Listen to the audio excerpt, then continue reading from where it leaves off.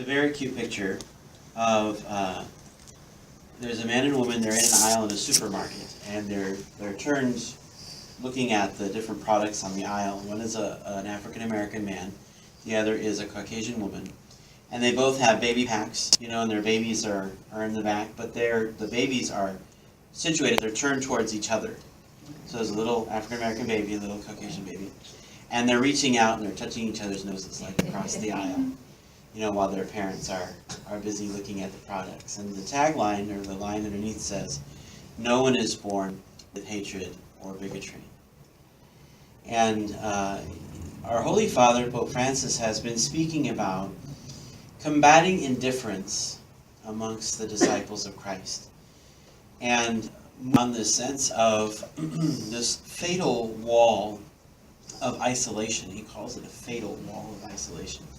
Because it's true, if we start to cut ourselves off from those around us, we ultimately cut ourselves off from God.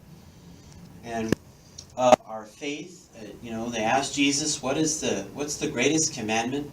And Jesus' response is that they are things that focus us outside of ourselves, loving God with our whole self and our neighbor as ourselves.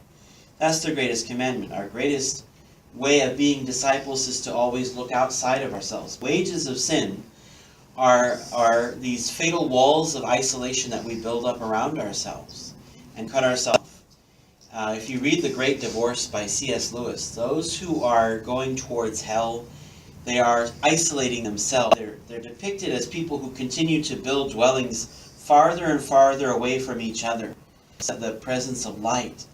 And that is how C.S. understood hell and sin. It's to continue this continuous movement of isolation away from everything else. And so Jesus here is reminding us that we have this presence that is calling us beyond ourselves. And this presence is greater than any wisdom we could ever know. It's greater than any voice that calls us to new life. And yet, sometimes this indifference or this wall of isolation keeps from really responding. And so, Lent gives us an opportunity to take advantage of the strength of Christ to scale that wall or to break it down, to allow ourselves to walk out of this wall of indifference, to where our actions now start to put into flesh what we've been talking about. And that's been Pope Francis's, just his way of being ever since we saw him on that screen walking out onto the balcony. And the sense of these missionary disciples. These missionary disciples are meant to put into flesh what we believe. And this line from the king of Nineveh, I love. Who knows? God may relent and forgive and withhold his blazing wrath, so that we shall not perish. This sense of just doing what he knew to be right, and then letting, just giving it to God, say, well, who knows? The sense that we can't barter things with God, but what we do, we offer to the Lord, and we trust in his mercy and in his providence. And God responded. But we all know the story. Jonah's walls of isolation were still quite high, and God had to help break those down. So, my brothers and sisters, with hatred or bigotry or indifference or apathy, these are things that we learn and we take on upon ourselves that are strengthened by sin.